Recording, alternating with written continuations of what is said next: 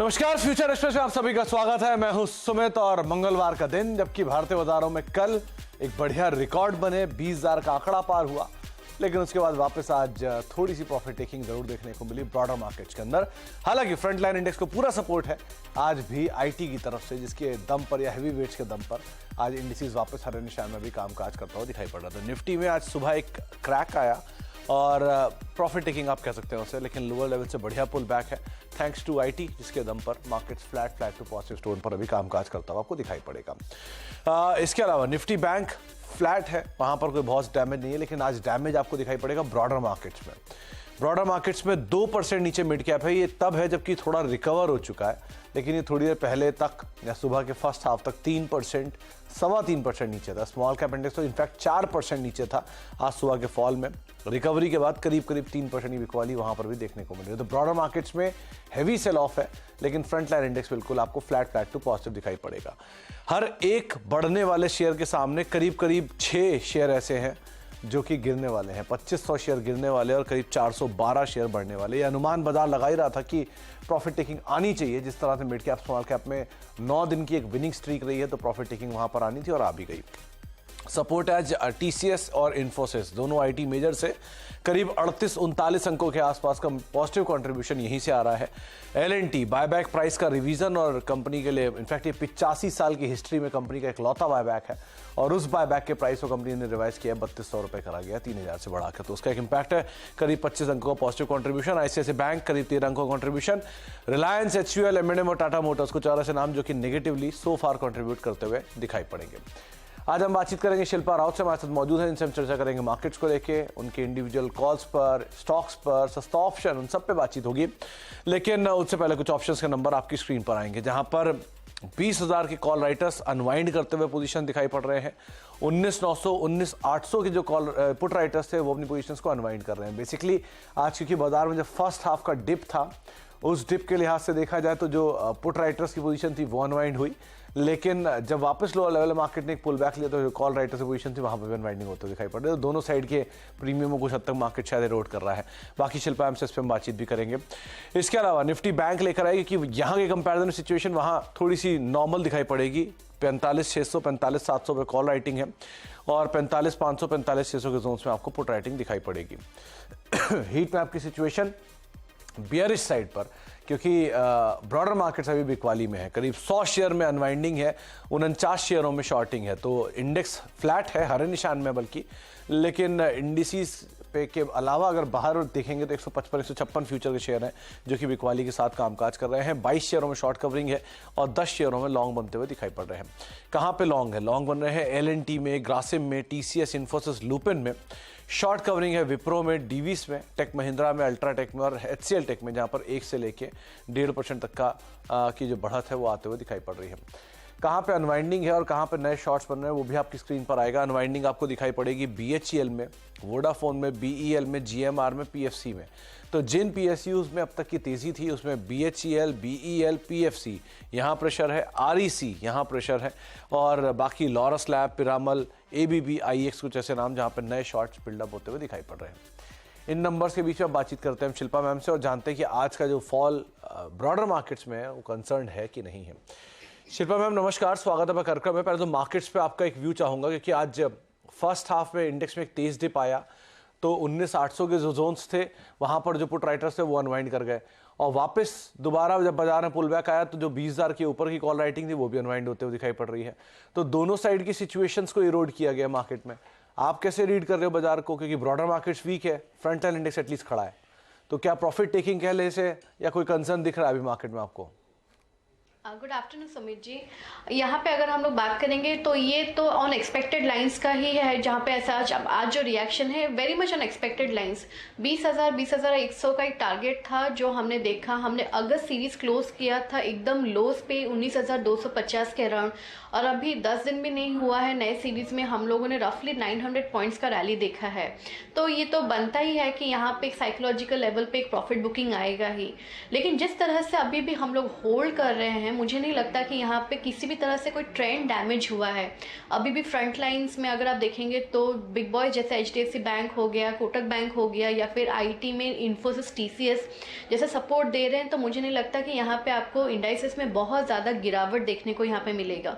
तो यहाँ पे इनफैक्ट 20,400 to 500 शायद आपको 1-2 हफ्ते में आते हुए मिलेगा। तो यहाँ पे लॉन्ग्स ही बने रहना है, आपको स्टॉप लॉस जो रखना है वो 19,850 का रखना है। ओके, तो 19,850 का लॉन्ग लेके आप निफ्टी में बने रहेंगे। 20,500 ये टारगेट शिल्पा मैम को गोइंग फॉरवर्ड आते हुए दिखाई पड़ रहा है, लेकिन इंटैक्ट अभी भी या फिर अंडरलाइंग अभी भी बाइंग साइड पर है। शिल्पा मैम, निफ्टी बैंक आज इसका पार्टिसिपेशन नहीं है क्योंकि आज आईटी पार्टिसिपेट कर रहा है, आज कैपिटल गुड्स पार्टिसिपेट कर रहा है, तो निफ्टी बैंक बिल्कुल फ्लैट है। यहाँ क्या करें?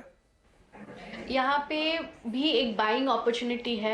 19,000 सॉरी बैंक निफ्टी में 45,500 का अगर हम लोग पीसीआर देखेंगे तो वो रफली अराउंड 1 ही यहाँ पे ट्रेड कर रहा है। तो यहाँ पे एक थोड़ा सा भी कोई इंक्रीज टूवर्ड्स 1.5 अगर आ जाता है तो यहाँ पे बहुत स्ट्रॉन्ग शॉर्ट कवरिंग रैली आपको बैंक निफ्टी में दिखेगा, जो 46,000 के लेवल्स आपको ऑन इमीडिएट बेसिस शायद इंट्राडे भी दिखा दे। तो यहाँ पे भी लॉन्ग्स ही रहना है आपको। यहाँ पे 45,500 600 भी एक छोटा सा जो हर्डल है, इसके ऊपर बैंक निफ्टी आपको बहुत तेज मूव करते हुए दिखेगा and probably new all time highs भी आपको बहुत जल्दी बैंक निफ्टी में दिखेंगे। ओके, तो new all time high bank Nifty में जल्दी आपको दिखाई पड़ेंगे, लेकिन 46,000 के आसपास या 45,600 के आसपास थोड़ा बहुत मार्केट अटक सकता है, लेकिन उसके बाद नए ऑल टाइम हाइज की तैयारी बाजार कर सकता है। अब शिल्पा मैम से हम आगे बातचीत करेंगे, लेकिन एक बड़ी खबर, डीजल गाड़ियों पर 10% अतिरिक्त जीएसटी की मांग करी जा सकती है। ये नितिन गडकरी साहब के कुछ बयान आ रहे हैं। इसके अलावा एफएम से मिलकर 10% अतिरिक्त जीएसटी की मांग यहाँ पर करने की बातचीत है। तो तमाम डीजल रिलेटेड जो कंपनीज हैं, जो डीजल इंजन रिलेटेड कंपनीज हैं, उनके ऊपर इसका इम्पैक्ट है, या फिर वो कंपनीज जिनके products majorly diesel fuel running है, जैसे कि अशोक लेलैंड, जैसे कि Tata Motors, force motor, in fact Mahindra and Mahindra, ये कुछ ऐसे नाम हैं जो कि मेजरली इसमें कामकाज करते हैं। तो उनके ऊपर से इम्पैक्ट आप देख भी रहे हैं। 2-2.25% नीचे टाटा मोटर्स कामकाज कर रहा है। M&M करीब 2.5%, 2.25% के आसपास की बिकवाली यहाँ पर आते हुए दिखाई पड़ रही है। फोर्स मोटर्स कैश का स्टॉक है, तो लेकिन 100% के आसपास की गिरावट। आइशर मोटर इनफैक्ट 100% नीचे ये भी कामकाज करता दिखाई पड़ रहा है, लेकिन आइशर के वॉल्वो आइशर में इम्पैक्ट आएगा, बाइक्स पे नहीं।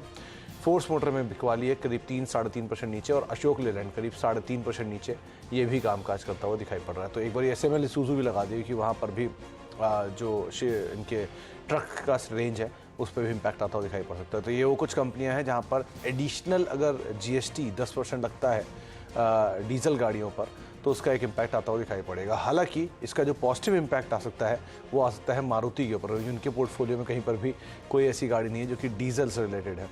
लेकिन नितिन गडकरी साहब कुछ कह रहे हैं, सीधे आपको पहले वहीं ले चलते हैं।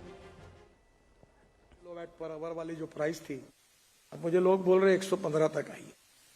हमारे देश में जम्मू में लिथियम आयन का स्टॉक मिला है। मैं अभी कश्मीर था तो मैंने एलजी और माइनिंग सेक्रेटरी को बुलाया था। तो ये लिथियम माइनिंग के ऊपर उनके बयान आ रहे थे, लेकिन जो डीजल सेस वाला एडिशनल जीएसटी वाली बातचीत है उसके ऊपर दोबारा में एक बार चर्चा करेंगे। लेकिन सो फार जो रिएक्शन है वो बहुत स्ट्रांग है। आप अशोक लेलैंड को लेकर आइए, वहाँ पर बड़ा रिएक्शन है। महिंद्रा एंड महिंद्रा पे लेकर आइए, वहाँ पर डे लो पर दोनों कामकाज कर रहे हैं। अशोक लेलैंड 3.5% नीचे और M&M करीब 2.5% नीचे ये कामकाज करता हुआ दिखाई पड़ रहा है। और उसके अलावा स्कॉट्स कुबोटा 3.25% के आसपास की बिकवाली, 4.25% के आसपास की बिकवाली वहाँ पर भी आते हुए दिखाई पड़ रही है। क्या कहा है नितिन गडकरी साहब ने, पहले वो सुन लीजिए। आज शाम को 5:30 बजे वित्त मंत्री मेरे घर पर एक मीटिंग के लिए आने वाली है और मैं उनको रिक्वेस्ट करने वाला हूं कि आने वाले समय में डीजल से जो भी इंजन चलाते हैं उसके ऊपर एडिशनल 10% जीएसटी लगाओ, ताकि जल्दी इसका ट्रांसफॉर्मेशन होगा। नहीं तो लोग जल्दी सुनने के मूड में नहीं है। लगातार ऑटोमोबाइल मैन्युफैक्चरिंग 10 के बजाय 15%, 18% बढ़ रहा है और फॉसिल फ्यूल का इंपोर्ट भी बढ़ रहा है और ऐसे ही बढ़ता रहेगा तो आप तो खुश होंगे ही, पर पोल्यूशन से हिंदुस्तान की जनता बहुत दुखी होगी। और इसलिए जल्दी डीजल पेट्रोल को छोड़कर नए मार्ग पर पोल्यूशन मुक्ति की तरफ आप सहयोग करिए, ये मेरा आपसे अनुरोध है। तो सियाम समिट में आप नितिन गडकरी सर को सुन रहे थे, जो कि डीजल से transformation towards other fuel fossil fuels की तरफ जाने की बातचीत यहाँ पर की जा रही है। लक्ष्मण जी पूरी खबर के साथ मौजूद भी हैं। लक्ष्मण जी, बड़ा अपडेट है ये तो, खासतौर से उन कंपनियों के लिए जो कि डीजल ऑपरेटेड इंजन्स में कामकाज करती हैं। मिसाल तौर पर कमर्शियल व्हीकल की ज़्यादातर रेंज जो कंपनियाँ डील करती हैं उसमें रिएक्शन भी है, सब डेलो पर है। क्या अपडेट है आपके पास? बिल्कुल, एक काफ़ी बड़ा बयान है और अब से कुछ ही देर बाद वित्त मंत्री निर्मला सीतारमण की मुलाकात होनी है सड़क परिवहन मंत्री नितिन गडकरी के साथ। और उस मुलाकात में, जैसा कि नितिन गडकरी ने कहा भी, उस मुलाकात में ये निर्मला सीतारमण जो कि वित्त मंत्री हैं उनके सामने प्रस्ताव रखेंगे कि डीजल गाड़ियों पर खासतौर से जीएसटी की बढ़ोतरी कर जाए और जीएसटी की बढ़ोतरी 10% कर दी जाए। हालांकि 10% काफ़ी बड़ी रकम होती है, बहुत बड़ा टैक्स की दर होती है ये। तो मुझे लगता है कि ये एक संकेत है कि डीजल गाड़ियों को बहुत लंबे समय तक सरकार सड़कों पर नहीं देखना चाहती है। अभी बता दूं कि छोटी गाड़ियों पर 18%, मिड साइज कार पे आपको 18%, जो 1200 से 1500 सीसी की गाड़ियां होती हैं, जो लग्जरी कार है वहां पे 28% जीएसटी लगता है, एसयूवी पर 28% जीएसटी लगता है। लेकिन अगर हम इसको डीजल पर 10% ड्यूटी और लगाने की बात करते हैं, डीजल कार पर 10% का जीएसटी, तो समझिए कि जीएसटी की जो अधिकतम सीमा है, जो जीएसटी का अधिकतम रेट जो 28% है, उससे भी काफी ज्यादा हो जाएगा। इसके लिए काफी राज्यों को मनाना पड़ेगा, राज्यों से बातचीत करनी पड़ेगी, एक लंबी प्रक्रिया होगी। ये तत्काल फैसला हो जाएगा, तत्काल लागू हो जाएगा ऐसा नहीं कह सकते, लेकिन वाकई ये एक संकेत है। अगर वित्त मंत्री के पास सुझाव लेके जाते हैं तो फिर इसको जाना पड़ेगा, राज्यों के पास भेजना पड़ेगा, फिर यहाँ पे कमेटी होती है अधिकारियों की, उस पर बैठक होगी, फिर जीएसटी काउंसिल पे इस पर आम राय बनानी पड़ेगी। लेकिन ये अगर ऐसा सरकार सोच भी रही है तो अपने आप पे बड़ी बात है। ये दो वजहों से काफी बड़ी बात है, क्योंकि नितिन गडकरी पहले ही बयान दे चुके हैं कि उनकी हार्दिक इच्छा ये है, वो आदर्श स्थिति ये देखना चाहते हैं कि सड़कों से पेट्रोल डीजल की गाड़ियां हट जाएं। ये दरअसल इलेक्ट्रिक व्हीकल को काफी ज्यादा पुश करना चाहते हैं। ये बयान एक ऐसे समय पर आया है जब हमने अभी ग्लोबल बायोफ्यूल अलायंस को हम लोगों ने मंजूरी दी है, जहां पे भारत उसका एक फाउंडर मेंबर है, जिसके तहत बायोफ्यूल को बढ़ावा दिया जाना है, एथनॉल पर चलने वाली गाड़ियों को बढ़ावा दिया जाना है, एथनॉल की ब्लेंडिंग को सरकार बढ़ावा दे रही है। तो ऐसे में ये बयान आना, ये दरअसल डीजल की गाड़ियों को हतोत्साहित करने की तरफ सरकार की कोशिश होगी कि डीजल गाड़ियां कम से कम बनाया जाए, इलेक्ट्रिक गाड़ियां ज्यादा बने, बायोफ्यूल वाली गाड़ियां ज्यादा बने। तो बायोफ्यूल वाली गाड़ियां ज्यादा बने और डीजल की गाड़ियां कम से कम बिके। तो इसके ऊपर क्योंकि पॉल्यूशन नॉर्म से भी लक्ष्मण जी पहले कामकाज हो चुका है काफी, और ये भारत स्टेज 3 से हमने शुरू देखा था, 4, 5, 6 तक हम पहुंच भी चुके हैं। तो इस तरह की सिचुएशंस से क्या ये कंट्रोल नहीं हो पाएगा, जो एडिशनली ये भी करने की जरूरत आ रही है? देखिए, दरअसल ये एडिशनली करने की जरूरत जो आप कह रहे हैं क्यों आ रही है और कंट्रोल क्यों नहीं हो रहा है, दरअसल आंकड़े सरकार की कोशिशों के उलट गवाही दे रहे हैं। सरकार की कोशिश है कि डीजल गाड़ियां कम से कम हो, पेट्रोल गाड़ियां कम से कम दिखे, बायोफ्यूल की गाड़ियां, इलेक्ट्रिक गाड़ियां ज्यादा दिखें। लेकिन जो आंकड़े आ रहे हैं उस आंकड़े में साफ तौर से दिख रहा है कि डीजल गाड़ियों की बिक्री काफी तेजी से बढ़ रही है, पेट्रोल गाड़ियों की बिक्री काफी तेजी से बढ़ रही है। जिस तेजी से सरकार इलेक्ट्रिक व्हीकल की गाड़ियों को बढ़ाना देना चाहती है, उस तरीके से बढ़ नहीं रही है। और इसका नतीजा सिर्फ गाड़ियों का बढ़ना नहीं है, इसका नतीजा सिर्फ पॉल्यूशन होना नहीं है, इसका नतीजा ये होता है कि पेट्रोल डीजल का इंपोर्ट करना पड़ता है, जिसकी वजह से हमें कच्चे तेल का इंपोर्ट करना पड़ता है, जिससे इंपोर्ट बिल काफी ज्यादा बढ़ जाता है। तो इसके दो लक्ष्य हैं, एक तो प्रदूषण को कंट्रोल करना है, प्रदूषण कंट्रोल करना है इस वजह से भी है क्योंकि 2050 तक सरकार ने जीरो एमिशन का लक्ष्य रखा है, अंतर्राष्ट्रीय प्लेटफॉर्म पर सरकार ने वादा किया है। अगर इस लक्ष्य को पूरा करना है तो 2030 तक आपको एथेनॉल के प्रोडक्शन को 3 गुना करना पड़ेगा, बायोफ्यूल के प्रोडक्शन को 3 गुना करना पड़ेगा। ये भी इसकी एक बड़ी वजह है। तो प्रदूषण भी इसकी वजह है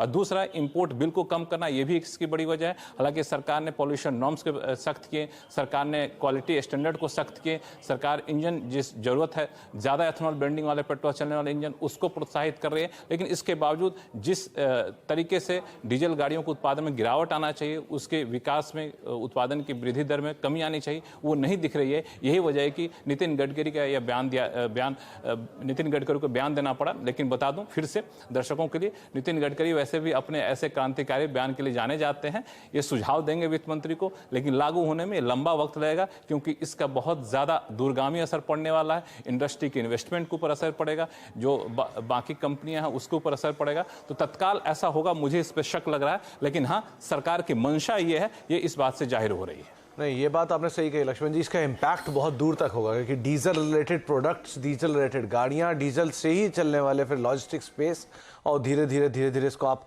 और आगे तक खींच के ले आ सकते हैं। लेकिन हाँ, ये एक बड़ा फैसला अगर होता है तो, लेकिन इसकी इमीडिएट रिएक्शन आपकी स्क्रीन पर है। टाटा मोटर्स डे लो पर कामकाज कर रहा है। आप लेकर आइए अशोक लेलैंड, महिंद्रा एंड महिंद्रा, यहाँ पर मेजर रिएक्शन है। हालांकि मारुति उतनी गिरावट इसलिए नहीं है क्योंकि कंपनी के पोर्टफोलियो में डीजल हुई गाड़ी नहीं है, तो इसलिए वहाँ पर रिएक्शन नहीं। लेकिन बाकी जो कंपनियां हैं जैसे कि M&M में तेज़ बिकवाली, अशोक लेलैंड में तेज़ बिकवाली, टाटा मोटर्स में तेज़ बिकवाली, फोर्स मोटर्स में तेज़ बिकवाली, ये इसलिए कि कंपनी के पोर्टफोलियो में बड़ी डीजल की गाड़ियाँ आपको दिखाई पड़ेंगी। बहुत बहुत शुक्रिया लक्ष्मण जी हमारे साथ मौजूद रहने के लिए और इन सभी खबर पर डिटेल से चर्चा करने के लिए। शिल्पा मैम, 3 नाम जहां पर तेज बिकवाली है उसमें एक M&M है, टाटा मोटर्स है और अशोक लेलैंड है। इन तीनों में से किसी पे आप अपनी टिप्पणी करना चाहोगे? यहाँ पे मुझे लगता है अशोक लेलैंड थोड़ा 182 के स्टॉप लॉस से आप सेल कर सकते हैं फॉर टारगेट्स ऑफ 170 168। यहाँ पे थोड़ा स्ट्रक्चर वीक ज़्यादा अशोक लेलैंड में है बिकॉज अदरवाइज टाटा मोटर्स में 600 पे सपोर्ट है, तो यहाँ पे फ्रेश सेल नहीं कर सकते। यहाँ पे अगर सेल किसी को अभी करना है ऑन इमीडिएट बेसिस तो अशोक लेलैंड। तो अशोक लेलैंड के ऊपर बातचीत। अच्छा शिल्पा मैम, आपकी इंडिविजुअल कॉल्स में हमने बातचीत नहीं की, आपकी तरफ से कॉल्स कौन सी हैं आज? मेरे पास 2 बाय है, 1 सेल है। जो बाय है वो क्योंकि मार्केट में थोड़ा यहाँ पे अभी टर्बुलेंस रहेगा तो मुझे लगता है फार्मा प्ले बहुत स्ट्रांग रहेगा, तो फार्मा में सिंजिन मुझे यहाँ पे बहुत अच्छा लग रहा है। सिंजिन 835 फ्यूचर्स में ट्रेड कर रहा है। 820 के स्टॉप लॉस से मुझे लगता है कि आपको 1-2 सेशन में 880 900 जोन्स तक भी टच करते हुए दिखेगा। यहाँ पे सेटअप बहुत स्ट्रांग है, 820 पे बहुत ज़्यादा स्ट्रेंथ है, पुट राइटिंग काफ़ी है। आप इसको ऑप्शन के थ्रू भी ट्रेड ले सकते हैं। हमने 900 का कॉल ऑप्शन प्रभुदास लीलाधर में दिया हुआ है विद स्टॉप लॉस ऑफ 4, अभी 7 रुपये के अराउंड ट्रेड कर रहा है। आप इसमें भी पार्टिसिपेट कर सकते हैं। टारगेट्स ऑफ 15-16 आप आराम से इसमें देख सकते हैं।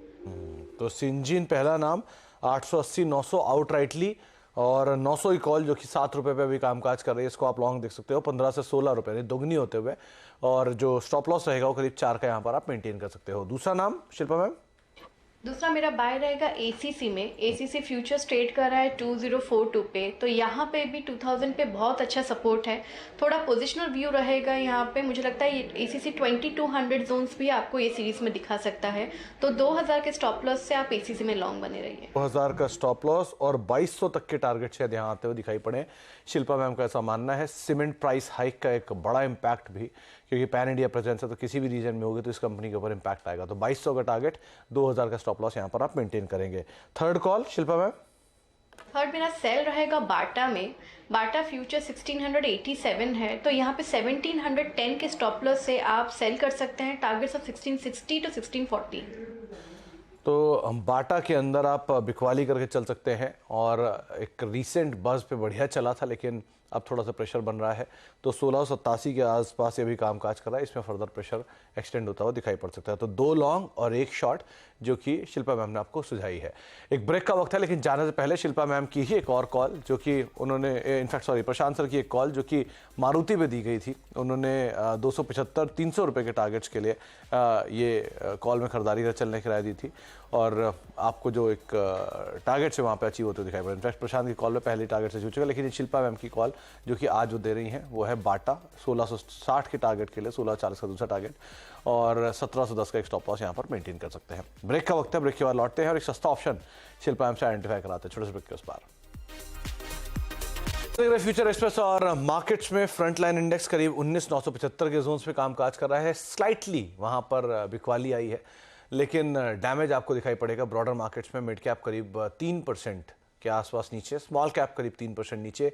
हर एक शेयर बढ़ने वाले के सामने 8 शेयर गिरने वाले कामकाज कर रहे हैं। जो बाजार में थोड़ी सी बिकवाली अभी आई है वो इसलिए आई है कि आईटी ऊपर से थोड़ा सा हल्का हुआ है। जब आईटी इंडेक्स लेकर आई है वहाँ से सिचुएशन क्लियर होगी। जैसे जैसे आईटी का आज का मूव है वैसे वैसे इंडिसीज का मूव बनता हुआ दिखाई पड़ रहा है। आईटी थोड़ा सा ब्रीदर ले रहा है तो बाजार भी ऊपरी स्तरों से नीचे आता हुआ दिखाई पड़ रहा है। देख लिया, आईटी पहले चला था तो बाजार थोड़ा हरे निशान में था। शिल्पा मैम, अब सस्ता ऑप्शन, अच्छा आपसे बातचीत करूंगा शिल्पा मैम, उससे पहले आप ही की एक और कॉल जो है वो भी आपको दिखाता हूं। खासतौर से एलएनटी की जो कॉल आपने कल दी थी, एलएनटी फाइनेंस होल्डिंग की, बढ़िया कॉल थी। 3 रुपये के लेवल पे अभी भी कामकाज कर रही है। 5 रुपये 80 पैसे का पहला टारगेट था, 6-6.5 रुपये के आसपास के इसके आज के हाईस है। तो ये कॉल का टारगेट अचीव हुआ है। बढ़िया सस्ता ऑप्शन शिल्पा मैम आपने दिया था। इसी तरह कोई और ऑप्शन? जी सुमित जी, अभी मुझे लगता है मार्केट में थोड़ा डिफेंस प्ले पे ही जाना चाहिए। तो यहाँ पे आईटीसी मुझे बहुत अच्छा लग रहा है। आईटीसी बहुत अच्छे बेस से यहाँ पे 420 430 से एक अच्छा खासा इसने बेस बना लिया है और अभी ऊपर आया है। तो मुझे लगता है यहाँ से अभी धीरे धीरे 480 to 485 जोन्स आपको बहुत जल्द ही आपको इस सीरीज में देखते हुए मिलेगा। तो आईटीसी का जो 460 का कॉल ऑप्शन है, रफली 4 रुपए 20-30 पैसा भी चल रहा है, आप इसमें पार्टिसिपेट कीजिए। 2 रुपए 80 पैसे का यहाँ पे स्टॉप लॉस लगाइए और टारगेट्स जो आपको यहाँ पे है वो 5 रुपए 90 पैसे, 7 रुपए और ऊपर और टिकता है तो 9 रुपए के भी टारगेट्स आपको देखने को मिल सकते हैं। तो आप इसमें पार्टिसिपेट डेफिनेटली कीजिए। तो आज बाजार में या तो आईटी चल रहा है या आईटीसी चल रहा है, तो आप आईटीसी पर बेट कर सकते हैं। शिल्पा मैम का मानना है कि आउटराइटली 460 480 ये टारगेट्स के आते हुए दिखाई पड़ सकते हैं। तो आप 460 की कॉल पर, जो कि 445 के आसपास कामकाज करिए, 590 7 9 ये आपको टारगेट दिए जा रहे हैं। हालांकि 280 का एक स्टॉप लॉस यहाँ पर मेंटेन कर सकते हैं। डिफेंसिव बेट है और बेस फॉर्मेशन के साथ स्टॉक चलना शुरू हुआ है, तो आप इस लिहाज से इसके ऊपर नजर रखेंगे। बहुत बहुत शुक्रिया शिल्पा मैम हमारे साथ मौजूद रहने के लिए, बाजार पर बातचीत करने के लिए और सभी शेयरों पर अपनी राय रणनीति बताने के लिए। As we speak markets day low के आसपास, mid cap index day low पर, small cap index day low के आसपास ट्रेड करते हुए दिखाई पड़ रहे हैं। एक ब्रेक का वक्त है, ब्रेक के उस पार आशीष वर्मा आपके साथ मौजूद रहेंगे, साथ पहो सेंसेक्स लेके। नमस्कार।